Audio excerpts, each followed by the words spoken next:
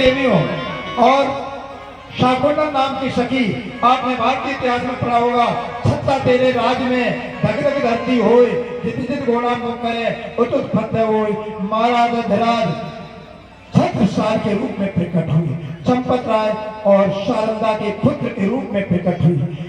मेरे प्यारे प्रेमियों, जिस समय वृंदावन में गोपी का विवाह होके आया था, वह गोपी सदैव उसकी सासू माँ ने कहा, अरे भोरी बहुरिया, तू सबको देखना लेकिन नंद के लाला को नहीं देखना। गोपी सदैव पर्दा किए रहती थी। जब श्याम सुंदर ने गोवर्धन धारण किया तो सभी श्याम सुंदर की प्रशंसा कर रहे थे। गोपी ने सावधानी से जब पर्दा उठा के देखा तो श्याम सुंदर की हो गई। किसी हो गई? श्याम सुंदर कहते कि जब से तुम आई हो तब से मेरे लिए पर्दा किए हो, अब तुम मेरे को इस जन्म में प्राप्त नहीं कर पाओगी।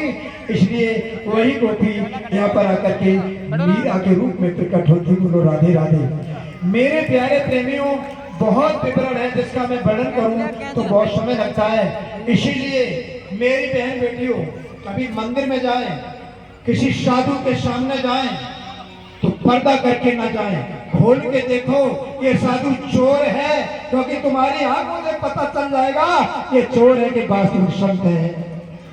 भागवत के दरबार में जाओ, पर्दा करके ना जाओ, क्योंकि लिखा है कबीर साहब ने भी दो हम क्या लिखा है, हर मंदिर गुरुद्वार में पर्दा करके जाए, अगले जन्म कुतिया बने घर घर डंडा खाए।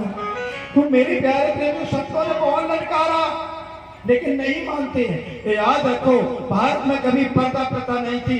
जब मुगल साम्राज्य आया तो मेरी बेटी का विवाह 7 वर्ष में होने लगा, कहीं 9 वर्ष में होने लगा, बाद में डोला देने लग गए।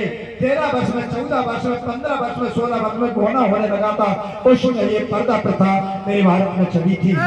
मेरे भारत की बेटियां पढ़ती लिखती है, मेरे भारत की बेटियां छत्राणी है, मेरे भारत की बेटियां साधना करके दुर्गा काली नारायण बनती है। किसकी पूजा कर रहे हो? अपने सतीत्व को धारण करो, सत्यवान बनो, एक परमात्मा की भक्ति करो, सारे देवता तुम्हारे चरणों में होंगे। राधे राधे। तो मेरे प्यारे भगत प्रेमियों की कथा और होने की विश्राम होगी और कहीं और कहीं। सुन लो मेरे प्यारे 2 मिनट। आपने स्वामी हरिदास का नाम सुना होगा। कितने लोग वृंदावन में गए? हाथ उठाएं। जो वृंदावन गए वही लोग हाथ उठाएं। जब वृंदावन में जाएंगे तो वृंदावन में निधिवन में समाधि, तो ललता सखी भी यहाँ प्रकट हुई। तो ललता सखी स्त्री थी, पुरुष क्यों प्रकट हुई? क्योंकि योग माया के मंडल में जौन गोपी ने ग्वाला बाबा जब गाता था तो कब्र से मुर्दे खड़े हो जाते थे। तानसेन को बुलाया अकबर ने, और ये आगरा के आगे जाके फतेहपुर सीकरी को राजधानी बनाना चाहता था अकबर। तानसेन को बुलाया और तानसेन से कहा कि यहाँ करोड़ों दीपक मैंने बना के रख दी हैं, इन दीपों को आप जला दीजिए, अपना संगीत राग दीपक गा के। तानसेन कहने लगे, मैं जो भी गाता हूँ अपने गुरुदेव को, अपने परमात्मा को सुनाता हूँ, भगवान कृष्ण को सुनाता हूँ। परंतु अकबर ने नहीं माना। उसमें स्वामी ललता सखी के अवतार स्वामी हरिदास ने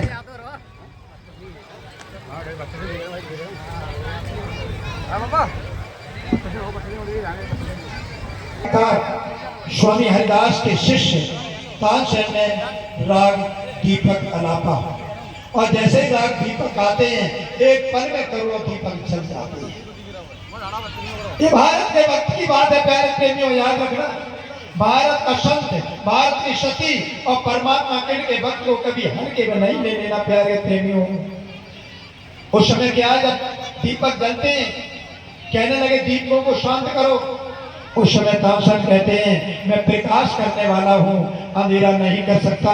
दीपक तो जलते जा रहे थे। उस समय उनको बहुत कीमती अकबर ने अपने दरबार से अपने राज्य की सबसे कीमती गुदली तानसेन के कंधे पर डाल दी। तानसेन ने गुदली ली और दीप को पर डाल दी। परंतु प्यारे प्रेमियों, धू धू करके जो है गुदली चल गई। अकबर कहने लगा, उसके नेत्रों में आंसू थे बादशाह के, कि राज्य की सबसे बेशकीमती आपने मेरी गुदली को जला दिया। उस समय तानसेन ने कहा, रीवा नरेश ने उनको भगवान कृष्ण की खड़ाऊ दी थी, पूजा करने के लिए इस खड़ाओं की आदि कीमत की आप ये गुदली नहीं हो सकती। मेरे प्यारे प्रेमियों, रीवा जनपद ऐसा है जहाँ मुगलों का शासन नहीं हो पाएगा। याद रखना इस बात को। इधर क्या होता है प्यारे प्रेमियों, वह दीपक धू धू करके जल रहे थे, मानो फतेहपुर सीकरी जल जाएगी। तानसेन से प्रार्थना कर रहे हैं, मैं अब कभी ऐसा नहीं, आप इनको शांत करो। परंतु नहीं, उस समय तानसेन की बेटी उषा ने राग मेघ गाया, जल की दृष्टि भई, दीपक तो शांत हो गए। परंतु के वक्त के क्षण दूर ब्रह्मा विष्णु महेश भी चाटने के लिए जाते हैं। ये मैं नहीं कह रहा हूँ, ग्रंथ कह रहे हैं। परमात्मा किरण का भक्त कोई साधारण नहीं। गीता के श्रीमद् भगवत गीता के अध्याय संख्या कर मेरे को बचता वो महात्मा अत्यंत दुर्लभ है। यानी बहुत जन्मों के जन्म के जन्म में, बहुत जन्मों के जन्म में जो मैंने आपको सुना दिया। क्या सुना दिया? अनेकों जन्म सूर्यदेव की पूजा करो, अन्य देवताओं की पूजा करो तो सूर्यदेव का मंत्र मिलेगा। 3 जन्म सूर्य की भक्ति करो तब गणेश का मंत्र मिलेगा। 3 जन्म गणेश की भक्ति करो तब आपको दुर्गा काली नारायणी प्रकृति राधा का मंत्र मिलेगा। 3 जन्म इनकी पूजा करो तो शिव का मंत्र मिलेगा। 3 जन्म शिव की भक्ति करो तो भगवान हरि विष्णु का मंत्र मिलेगा। और फिर भगवान विष्णु की भक्ति जब पूर्ण हो जाएगी तब परमात्मा के भक्त से भेंट होगी। अर्थात आप लोग जो भी पूजा कर रहे हो अंत में उसका फल होगा कि तुमको दृढ़ भक्त मिलेगा, तब तुम परमात्मा में मोक्ष आप चाहेंगे फिर दुर्गति को प्राप्त होंगे। परंतु मेरे भक्त की कभी दुर्गति नहीं होती। तीनों वेद 9वें अध्याय में, गीता के 9वें अध्याय में तीनों वेदों के द्वारा सकाम कर्मों को करने वाले, सोम रस को पीने वाले, पाप रहित पुरुष यज्ञों के द्वारा स्वर्ग लोग जाते हैं। कितनी बड़ी बात कह दी।